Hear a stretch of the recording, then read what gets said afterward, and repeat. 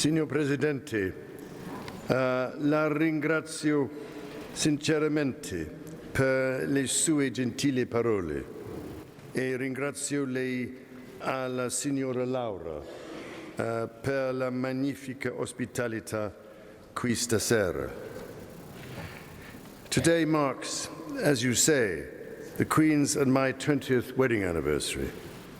On that score, I must say it really is very good of you, Mr. President, to lay on this small, romantic, candlelit dinner for two.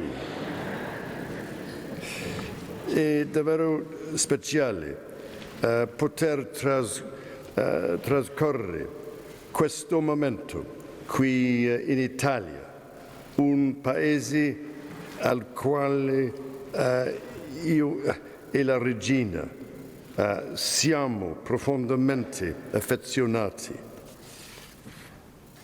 So che anche lei festeggia un anniversario importante, signor Presidente.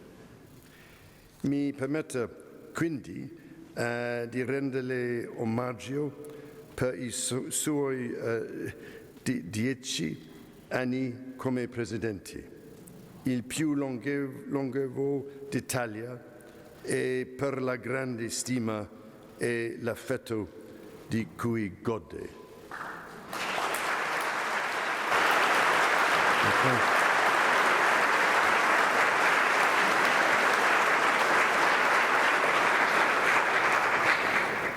I need hardly say that the United Kingdom and Italy have a relationship that goes back many centuries.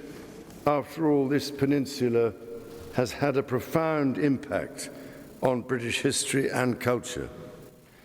There is, of course, the influence of the ancient Romans, who first landed in the south of England in 55 BC. And I suppose it is fair to say were not met with exactly the warmest of British welcomes. But I, for one, have never asked that question, made famous by Monty Python: what have the Romans ever done for us? We see their imprint on what they knew as Britannia every day, from London to Carmarthen, from York to Hadrian's Wall. Italy has succeeded where Rome failed in extending its influence to all corners of the United Kingdom, not least thanks to a beloved diaspora whose charm has proved mightier than the sword. Tomorrow, I look forward, more than I can say, to my first opportunity to visit the magnificent city of Ravenna, where Lord Byron and other romantic poets spent time. It is not hard to see what drew them here. Today, our ties are stronger than ever. So different in many ways, we are two countries that are fond of each other, admire each other, and respect each other. Certainly, Italy has always had a very special place in my heart and my wife's. For instance, I can scarcely believe that this is my 18th official visit to your wonderful country over a period of 40 years.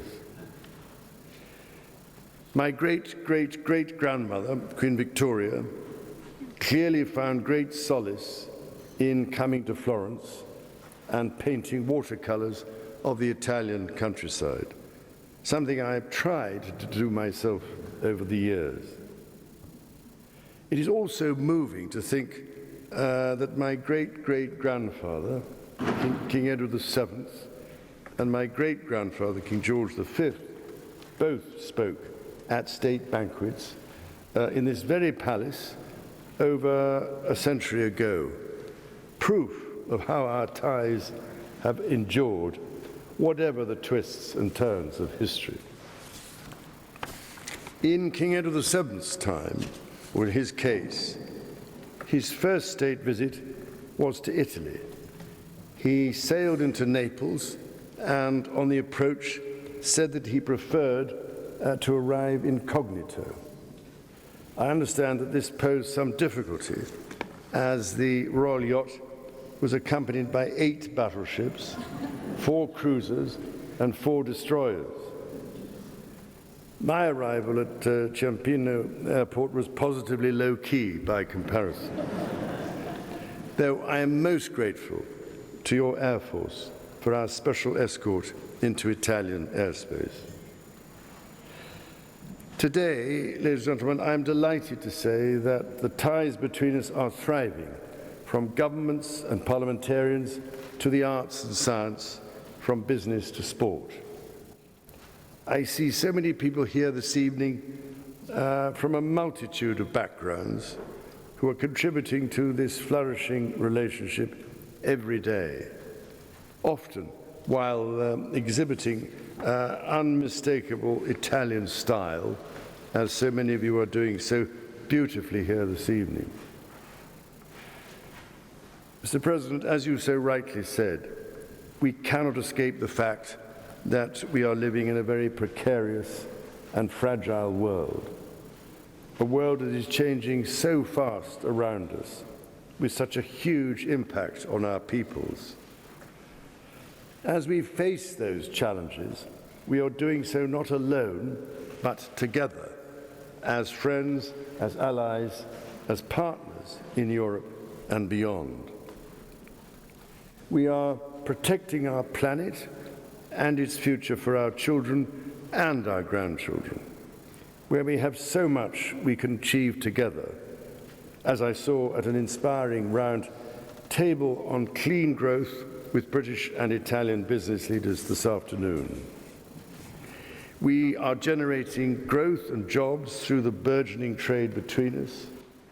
We are standing up for our values and the liberty we hold so dear, from Ukraine to the Middle East, or in defense, where our cooperation is strengthening all the time, both between our armed forces and with our new global combat air program with Japan. Ciò riflette una semplice verità. Nei momenti difficili, gli amici restano uniti. E quindi un immenso piacere essere qui per celebrare non solo i nostri legami storici, ma soprattutto i legami di oggi e quelli che stiamo forgiando per il futuro. The Queen and I look forward very much, we hope, to returning to this eternally fascinating city and to this irresistible country in the years to come. So let me propose a toast, if I may, Mr. President, here in the eternal city, to the friendship between our nations and the hope that this too may be eternal.